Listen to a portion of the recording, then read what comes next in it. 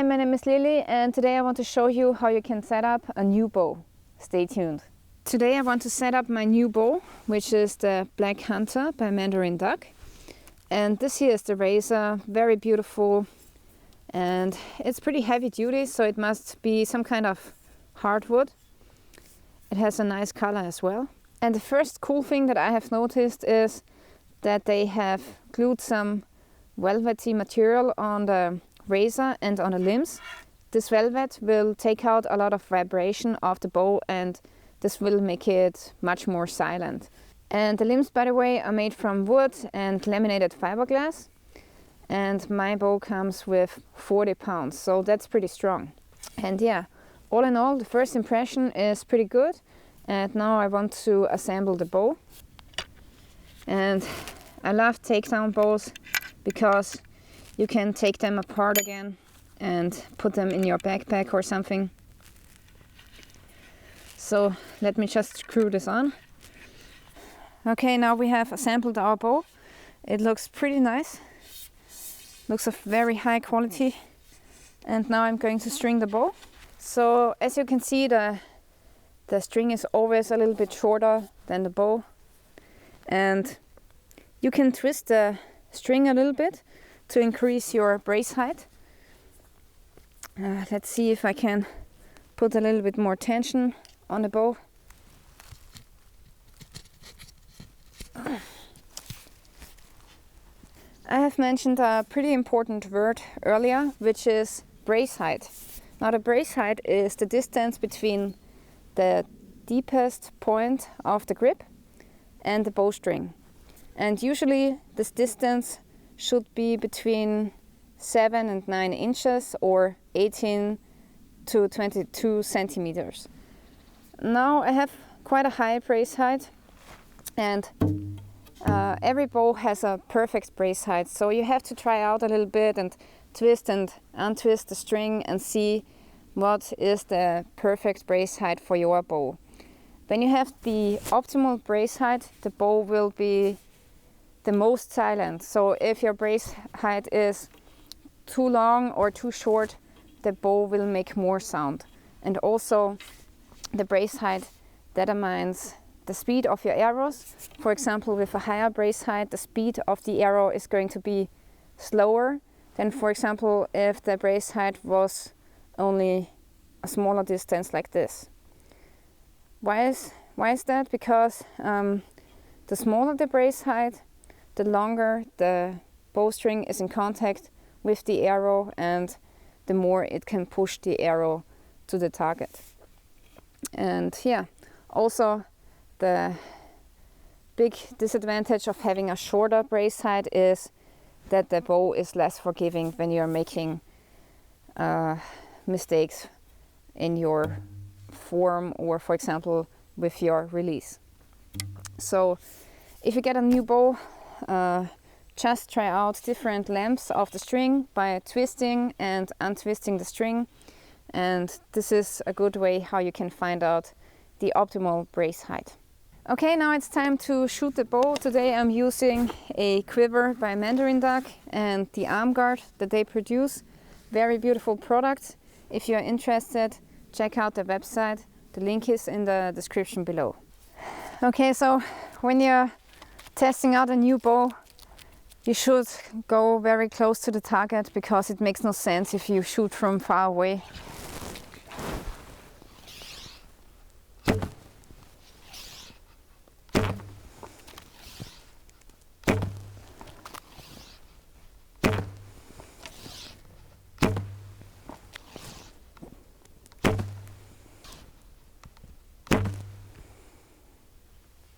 Pretty strong bow, 40 pounds.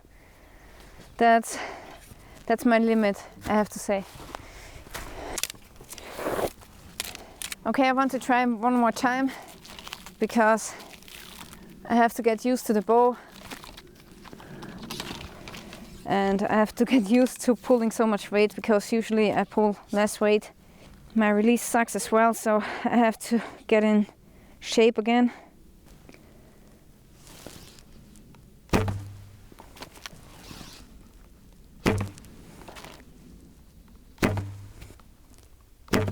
Yeah, right in the middle. That's much better.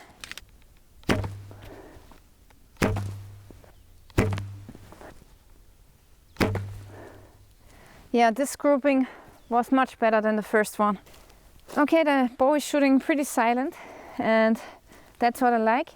But still, I can make it a little bit more silent by, for example, gluing on some fur on the curved part of the limb, because every time the string hits onto the limb, it makes a sound. And with this fur, you can dampen that sound. So now I want to cut out some triangles and then glue it on the bow.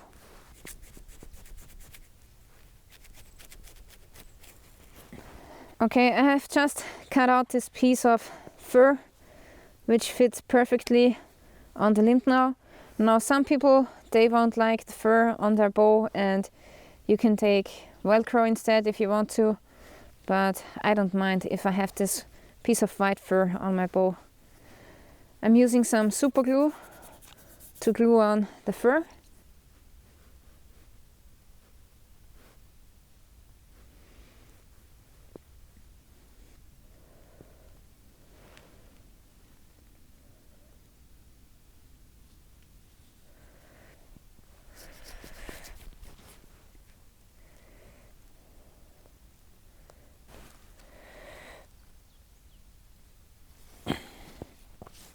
Okay, I have glued some silencers on the limbs now, and next I want to attach some beaver fur to the string as well, and the beaver fur is going to take out the vibrations of the string, and this will silence the bow even more.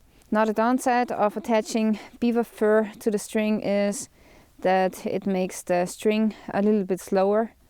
So as you can see, I have just opened up the bowstring and I have thread through the beaver fur, and now I'm just going to wrap it around the string.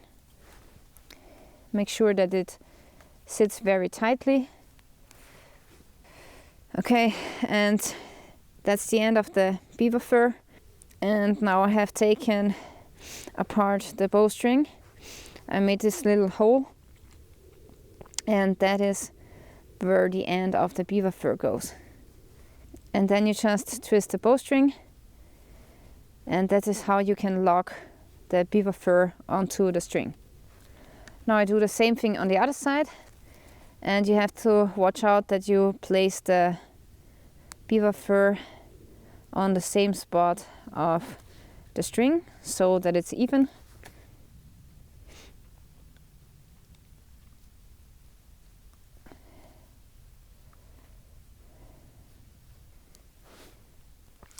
So now I try to untwist the string a little bit, because I felt that it was a little bit too short and I want to make it longer. Okay, looks pretty good. Yeah, I can already tell the difference. The bow is now much more silent. Let's see if I shoot better this time.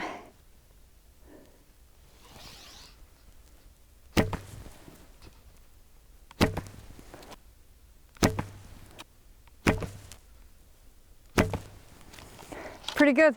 Cool. I'm very happy with this bow. Cool. And the great thing is that it costs only $120 US, so that's a very good price. Really awesome. High quality and a very good price as well.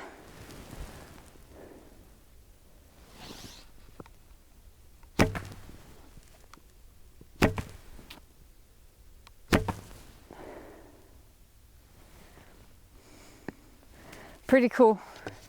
This is my new favorite bow now. It doesn't only look good, but it's also of high quality, and with these easy modifications it shoots very well. So cool, really awesome. And normally you need a little bit of time to adjust to a bow, but this bow shoots just like all of my other bows, so I didn't have to adjust a lot.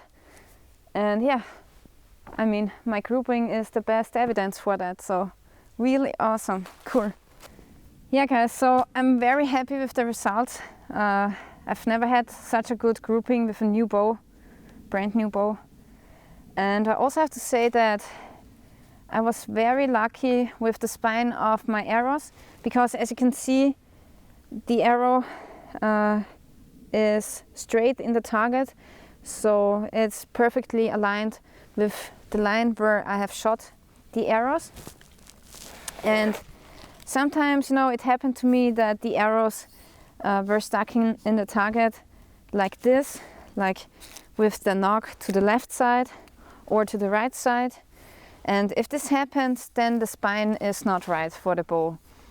And the spine is basically the stiffness of the arrow. So the more it flexes, the softer the arrow is. And every bow, you know, stronger bows, they need arrows which are a little bit more stiff, which don't flex as much. And I've been pretty lucky, so I've chosen the right spine for this bow by accident.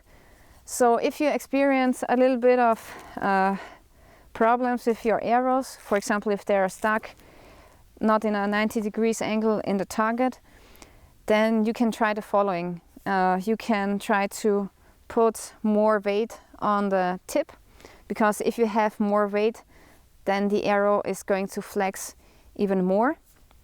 Or you can try to shorten the arrows, which is going to make them stiffer as well. And yeah, so that's what you can do. And my arrows that I'm using today are gold tip arrows. They are called Expedition Hunter, and I have a spine of 500. So that's pretty awesome. I'm so happy with the results. Honestly, I was hoping that the bow was not that perfect so that I can show you some tricks, but there's nothing that I could make better this time. And yeah, pretty awesome. I'm very happy with my new bow. Cool. The last thing that we have to do is we have to set a knock point. And if you take the arrow like this and knock it onto the string in a 90 degrees angle, this is not how to shoot the arrow, okay? This is far too deep. So if you have your 90 degrees angle, then you have to move up half an inch or so. And before I have shot at this height, and it worked out pretty good. So now I'm going to set a knock point here, and the knock point is important so that you knock at the same place on the string every time you shoot the arrow. And usually you can get brass knock points which you can clamp onto the string, but today I don't have one, so I'm going to use the string here and I'm going to tie a knock point. Okay, this is how you make your knock point. So first of all, I'm going to take this loop here and I set it on the string, and then I take the longer tag end and I start wrapping around the string.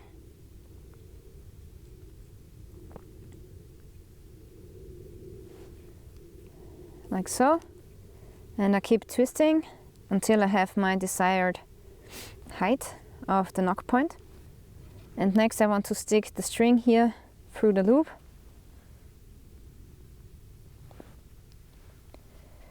And then I take the other end and pull through the loop, like so. And now the loop is stuck underneath the twist. And next I'm going to cut off the tag end.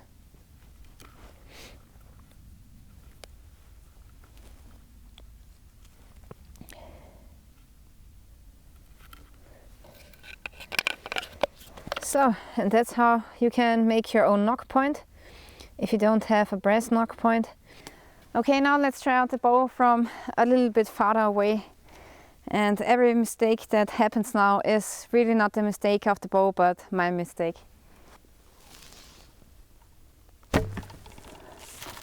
Right in the middle, yeah boy.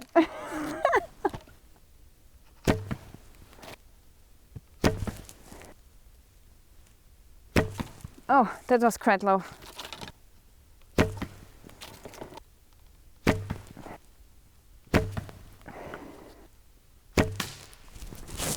Oof. Oof. Not again. Okay, let's see what happened. So apparently I hit another arrow, this one here. Oh my god, I have split another arrow. Oh my god. Yeah guys, so actually this is the second time that I have split an arrow. So completely crazy. And yeah, now I want to try a distance even further away. Okay, I'm at least 15 meters away now from the target. So this is definitely hunting distance now.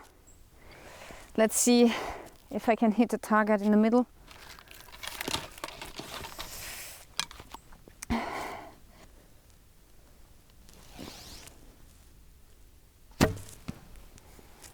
Not too bad. It's not the middle, but it's not far away from it. Oh, that was the ground. Oh, underneath the target.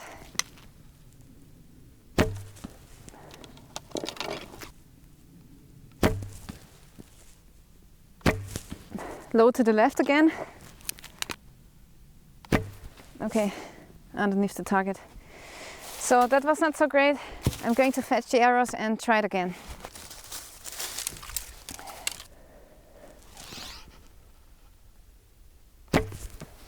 Right in the middle.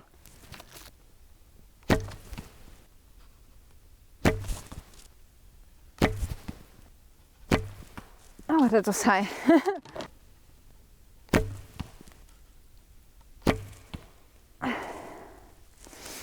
Yeah, I feel that I'm getting tired now, but this time I got all of the arrows on the target.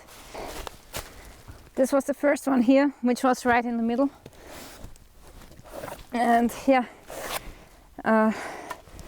sometimes my release is bad and then I shoot low most of the time, and sometimes I shoot high, so the release is very important. Okay, I want to try it one more time at this distance.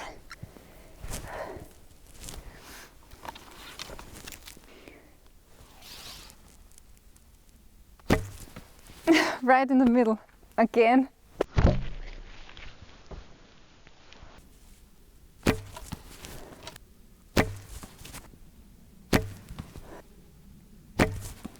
Low again.